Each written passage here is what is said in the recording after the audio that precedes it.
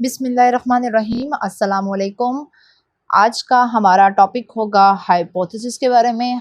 आज हम हाइपोथेसिस की टाइप्स और इसकी डिफरेंट फॉर्म्स के बारे में डिस्कस करेंगे। अक्सर हाइपोथेसिस के बारे में हमारे स्टूडेंट्स कंफ्यूजन का शिकार रहते हैं कि जो रिलेशनशिप वाले हाइपोथेसिस होते हैं उनको क्या कहते हैं, जो डिफरेंस वाले होते हैं उनको क्या कहते हैं, जो नो वाले होते हैं उनको क्या कहते हैं। तो आज के लेक्चर में हम इन सारी जितनी भी कंफ्यूजन्स हैं इसको दूर कर देंगे और बड़े आसानी के साथ चीज़ों को हम ब्रेक डाउन करेंगे कि कौन से हाइपोथेसिस किस कैटेगरी में आते हैं, इनकी टाइप्स क्या है और इनकी फॉर्म्स कौन कौन सी हैं। तो वीडियो को एंड तक ज़रूर देखिएगा ताकि आपको आज हाइपोथेसिस के बारे में क्लियर कट समझ आ सके। तो चलें वीडियो स्टार्ट करते हैं। सबसे पहली चीज़ कि हाइपोथेसिस होते क्या हैं। हाइपोथेसिस जिसको आप मफरूज़ा भी कह सकते हैं उर्दू में, ये हमारी जो टेंटेटिव एक्सप्लेनेशंस होती हैं ना, मतलब जो आर्जी हमारी एक्सप्लेनेशंस होती हैं किसी भी फिनोमिना को लेके, किसी भी इवेंट को लेके, जो हम एक्सप्लेन करते हैं चीज़ों को और उसके लिए जो हम मफरूज़े बनाते हैं कि रिजल्ट्स किस तरह के आ सकते हैं किसी इवेंट के बारे में या किसी फिनोमिना के बारे में या किसी ऑब्जेक्ट के बारे में, तो वो जो हम आर्जी तौर पर मफरूज़े बना रहे होते हैं वो हमारे हाइपोथेसिस होते हैं। इसमें हम प्रिडिक्शन भी कर रहे होते हैं कि दो वेरिएबल्स हैं अगर हमारे पास, ठीक है, दो वेरिएबल्स हो गए। अब उन दो वेरिएबल्स के दरमियान आपस में कितना को कोरिलेशन है, वो एक दूसरे के कितने को करीब हैं, उनका आपस में क्या रिलेशनशिप है। दो वेरिएबल्स के दरमियान रिलेशनशिप की जो हम प्रिडिक्शन कर रहे होते हैं उसको क्या कहते हैं, हाइपोथेसिस कहते हैं। अब हम इसकी डिफरेंट टाइप्स के बारे में डिस्कस करेंगे। अच्छा जी, एक इसकी टाइप है रिसर्च हाइपोथेसिस। रिसर्च हाइपोथेसिस को डिक्लेरेटिव हाइपोथेसिस भी कहते हैं। इसका जो सेकंड नेम है रिसर्च हाइपोथेसिस का वो है declarative hypothesis. Declarative hypothesis research hypothesis का सेकंड नेम। अब इस हाइपोथेसिस में जो रिसर्च के हाइपोथेसिस जो टाइप है हाइपोथेसिस की, इसमें क्या होता है कि जी जो एक्सपेक्टेड रिलेशनशिप या डिफरेंस, इसको एक्सप्लेन किया जाता है। एक्सपेक्टेड रिलेशनशिप और डिफरेंस किनके दरमियान, टू वेरिएबल्स के दरमियान। ठीक हो गया। फर्स्ट टाइप क्या है हाइपोथेसिस की, रिसर्च हाइपोथेसिस। रिसर्च हाइपोथेसिस को डिक्लेरेटिव हाइपोथेसिस भी कहते हैं और ये किसके लिए यूज होते हैं, जो एक्सपेक्टेड रिलेशनशिप या डिफरेंस देखा जाता है टू वेरिएबल्स के दरमियान। ठीक है, दो वेरिएबल्स के दरमियान जो एक्सपेक्टेड या रिलेशनशिप होगा या डिफरेंस होगा उसको क्या कहेंगे, रिसर्च हाइपोथेसिस कहेंगे। ये अक्सर आपको हाइपोथेसिस लिखे हुए मिलते हैं कि देयर आर सिग्निफिकेंट रिलेशनशिप या डिफरेंस। ठीक है, देयर आर जहां पर आ जाए, देयर आर सिग्निफिकेंट रिलेशनशिप या significant difference between two variable, तो वो हमारे रिसर्च हाइपोथेसिस होंगे। सेकंड जो टाइप है हाइपोथेसिस की वो है नॉन डायरेक्शनल हाइपोथेसिस। अब इस हाइपोथेसिस में नॉन डायरेक्शनल में कोई एग्जैक्ट डायरेक्शन नहीं बताई जा रही होगी वेरिएबल्स के दरमियान रिलेशनशिप की या डिफरेंस की। जस्ट इसको सिंपली इंडिकेट किया जाएगा कि यहाँ रिलेशनशिप है या डिफरेंस है। ठीक है, कोई हमें पता नहीं होगा इन हाइपोथेसिस में कि हम रिलेशनशिप देख रहे हैं दो वेरिएबल्स के दरमियान या डिफरेंस आएगा उन दो वेरिएबल्स के दरमियान। कोई भी मतलब कोई डायरेक्शन नहीं बताई जा रही होती उन हाइपोथेसिस में। वहां पर उनका रिलेशनशिप भी निकल सकता है और वहां पर उनका डिफरेंस भी निकल सकता है। तो जो नॉन डायरेक्शनल हाइपोथेसिस होते हैं ये सिंपली इंडिकेट करते हैं रिलेशनशिप को या डिफरेंस को। थर्ड जो टाइप है वो है जी डायरेक्शनल हाइपोथेसिस। नॉन डायरेक्शनल में कोई हमें क्लियर कट नहीं बताया जा रहा होता, लेकिन डायरेक्शनल में हमें एक सिम्त दी जा रही होती है, नेचर बताई जा रही होती है या रिलेशनशिप की या उसकी डिफरेंस की। इसकी एग्जांपल मैं ऐसे दूंगी कि हम इसके बारे में जो डायरेक्शनल हाइपोथेसिस है इसके बारे में हम कह सकते हैं कि कोई इस तरह का हम हाइपोथेसिस बनाएं कि जो साइंस की अचीवमेंट है बच्चों की, ठीक है, बच्चों की जो साइंस की अचीवमेंट है जिन्होंने कंप्यूटर के थ्रू पढ़ा था उनकी अचीवमेंट ज्यादा है बेनिस्बत उन लोगों के जिन्होंने ट्रेडिशनल मेथड के थ्रू पढ़ा है।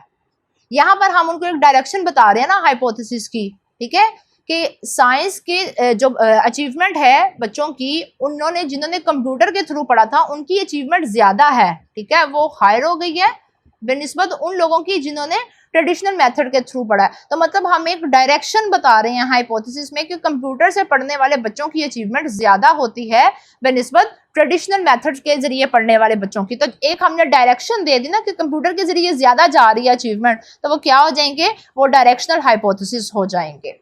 लेकिन अगर हम नॉन डायरेक्शनल की बात करें तो इसमें हम ये हाइपोथेसिस यूज कर सकते हैं कि there is a significant difference. यहाँ पर हम एक डायरेक्शन बता रहे हैं कि कंप्यूटर से पढ़ने वालों की जो अचीवमेंट है वो ज्यादा है, लेकिन यहाँ पर हम सिंपली ये कह रहे हैं कि कोई सिग्निफिकेंट डिफरेंस है जो कंप्यूटर के थ्रू पढ़ते हैं और जो ट्रेडिशनल मेथड के थ्रू पढ़ते हैं। वो हो सकता है उसमें डिफरेंस ना निकले, ये भी हो सकता है। अब यहाँ पर कोई डायरेक्शन नहीं बताई जा रही, सिर्फ ये कहा जा रहा है कि there is a significant difference. वो जब उस हाइपोथेसिस को टेस्ट किया जाएगा तो वो यहाँ एक्सेप्ट हो जाएगा या वो रिजेक्ट हो जाएगा। तो यहाँ वो डिफरेंस आएगा या डिफरेंस नहीं आएगा। तो यहाँ पर कोई डायरेक्शन नहीं बताई गई, लेकिन डायरेक्शनल में बाकायदा नेचर बताई जाती है हमारे वेरिएबल्स की कि ऐसा हो सकता है, ये पॉसिबिलिटी है इस चीज के होने की, तो वो डायरेक्शन होती है। फोर्थ इसकी टाइप है हाइपोथेसिस की नल हाइपोथेसिस।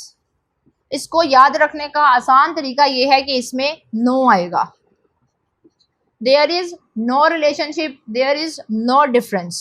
ठीक है, नो रिलेशनशिप और नो डिफरेंस। जिन हाइपोथेसिस में नो आ जाए वो आपके नल हाइपोथेसिस होंगे। तो इसके भी हाइपोथेसिस ऐसे लिखे जाएंगे, there is no relationship between two variable और there is no difference between two variables. आगे जाके मैं आपको एक पूरे हाइपोथेसिस लिख कर वहां पर उसकी कैटेगरी करके बता दूंगी कि ये कौन कौन से वाले हाइपोथेसिस थे, जो उसकी फॉर्म्स ऑफ हाइपोथेसिस जब हम पढ़ेंगे वहां पर मैं आपको बताऊंगी एक ही हाइपोथेसिस से डिफरेंट के आप किस तरह से इसको डिफरेंशिएट कर सकते हैं। ठीक हो गया जी। जो रिसर्च हाइपोथेसिस हमने पढ़े थे पीछे, थोड़ा सा रिवाइज कर लेते हैं। उसमें एक्सपेक्टेड रिलेशनशिप या डिफरेंस बताया जा रहा होता है। नॉन डायरेक्शनल में कोई हमें डायरेक्शन नहीं बताई जा रही होती, सिर्फ ये कहा जा रहा होता है कि कोई उनमें सिग्निफिकेंट डिफरेंस है या रिलेशनशिप है वेरिएबल्स के दरमियान। और जो डायरेक्शनल होते हैं उसमें हमें डायरेक्शन की नेचर बताई जा रही होती है, वेरिएबल्स की नेचर बताई जा रही होती है कि अगर हम इसके थ्रू पढ़ रहे हैं तो ये ज्यादा अच्छा रिजल्ट दे रहा है बेनिस्बत दूसरे मेथड के थ्रू। मतलब एक डायरेक्शन बताई जा रही है कि आपका झुकाव एक तरफ हो गया तो वो डायरेक्शनल हाइपोथेसिस होंगे। और जो नल हाइपोथेसिस है जिसमें आ जाए कि there is no relationship, there is no difference between two variables, तो जो नो वाले होंगे हाइपोथेसिस वो हमारे नल हाइपोथेसिस होंगे। तो ये हमारी चार हमने इसकी टाइप्स पढ़ ली हैं, research hypothesis, directional hypothesis, non directional hypothesis और फोर्थ है जी नल हाइपोथेसिस। अब हम इसकी फॉर्म्स के बारे में डिस्कस करते हैं कि फॉर्म्स ऑफ हाइपोथेसिस क्या होते हैं। अच्छा जी, टाइप्स के बारे में हमने पढ़ लिया, फॉर्म्स के बारे में देखते हैं। अब जो हाइपोथेसिस हम बनते हैं, एक तो टाइप्स होगी कि इस टाइप का हमने हाइपोथेसिस बनाया। अब उसके अंदर डिफरेंट फॉर्म्स होती हैं कि हमने फ्यूचर के लिए बनाने हैं, हमने प्रेजेंट के लिए बनाने हैं, उनमें कोई रिलेशनशिप है उसके लिए बनाने हैं, किस फॉर्म के हमने हाइपोथेसिस बनाने हैं। तो इसमें जो पहली यूज होती है वो है जी नल फॉर्म, जो कि हमने टाइप भी पढ़ी थी। नल फॉर्म में आपको पता है कि जो नो वाले होते हैं वो आ जाएंगे सारे। आगे मैं एक एग्जांपल लिखूंगी, उस एग्जांपल में ही हम सारी फॉर्म्स वाले जो हाइपोथेसिस हैं उसको फाइंड आउट करेंगे। अभी सिर्फ ओवरव्यू करते हैं। नल फॉर्म कौन सी होती है जी, जिसमें नो रिलेशनशिप और नो डिफरेंस आ जाए बिटवीन वेरिएबल्स। ठीक है, नल फॉर्म वो होगी जिसमें नो रिलेशनशिप या नो डिफरेंस लिखा होगा बिटवीन वेरिएबल्स। सेकंड जो फॉर्म है वो है डिक्लेरेशन फॉर्म। इसमें सिंपली रिलेशनशिप या डिफरेंस को एक्सपेक्ट किया जा रहा होता है। इसमें आ जाएगा जी कि there is a significant difference, यहाँ पर आ जाएगा there is no significant difference, और यहाँ पर आ जाएगा there is significant difference. Relationship या डिफरेंस आ जाएगा डिक्लेरेशन में।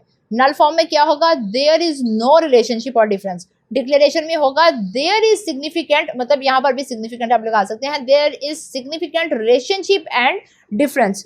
नो वाला नल और जिसमें नो नहीं होगा वो डिक्लेरेशन फॉर्म हो जाएगी। थर्ड जो फॉर्म है हाइपोथेसिस की वो है क्वेश्चन फॉर्म। क्वेश्चन फॉर्म में अक्सर आपने हाइपोथेसिस देखे होंगे जो इज देयर से स्टार्ट होते हैं। इज देयर एनी, आगे वो पूरा सिग्निफिकेंट डिफरेंस और रिलेशनशिप। तो जो इज देयर एनी वाले होते हैं हाइपोथेसिस होते हैं वो क्वेश्चन फॉर्म होती है हाइपोथेसिस की। फोर्थ है इसकी फॉर्म प्रेडिक्शन फॉर्म।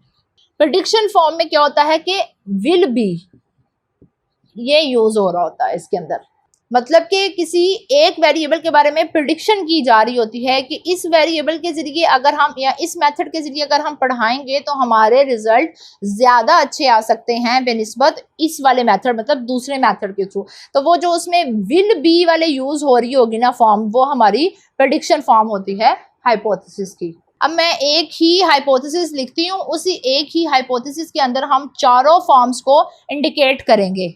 अच्छा जी, ये अब आपके सामने एक हाइपोथेसिस मैंने लिखा है। इसी हाइपोथेसिस में से अब हम सारी फॉर्म्स को फाइंड आउट करेंगे कि क्या ऐड करें तो वो नल बन जाएगा, वो डिक्लेरेशन बन जाएगा। तो अब यहाँ पर ये एक हाइपोथेसिस है कि there is no significant difference between performance of students receiving education through computer and those receiving without computer. मतलब कि सीधी सी बात की गई है कि जो कंप्यूटर के थ्रू पढ़ते हैं, एजुकेशन ले रहे हैं, उनकी जो परफॉर्मेंस है वो उसमें, और जो बच्चे कंप्यूटर के बगैर एजुकेशन ले रहे हैं उनकी परफॉर्मेंस में कोई डिफरेंस नहीं है। ये हाइपोथेसिस बना हुआ है। तो अभी हमने पहले जिक्र किया था कि जिधर आ जाए there is no significant, no की बात हो गई है, तो ये कौन सा हाइपोथेसिस होगा? ये साथ साथ आप मुझे कमेंट सेक्शन में भी बताएं कि देयर इज नो सिग्निफिकेंट है तो ये क्या हो जाएगा? नो वाला क्या बताया था मैंने? नल फॉर्म।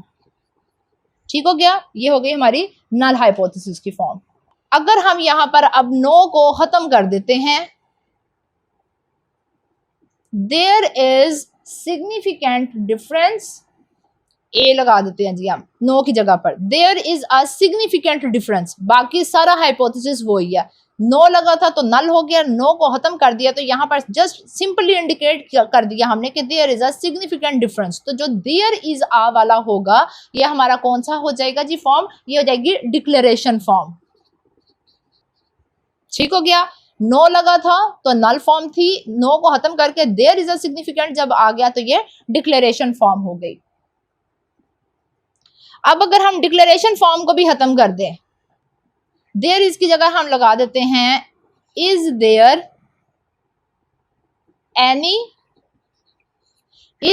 Any significant difference. तो ये हमारा फिर कौन सा बन जाएगी फॉर्म? ये हमारी आ जाएगी क्वेश्चन फॉर्म बन गई है हाइपोथेसिस की। अब अगर हम यहाँ पर इसको क्वेश्चन फॉर्म को भी रिमूव कर देते हैं,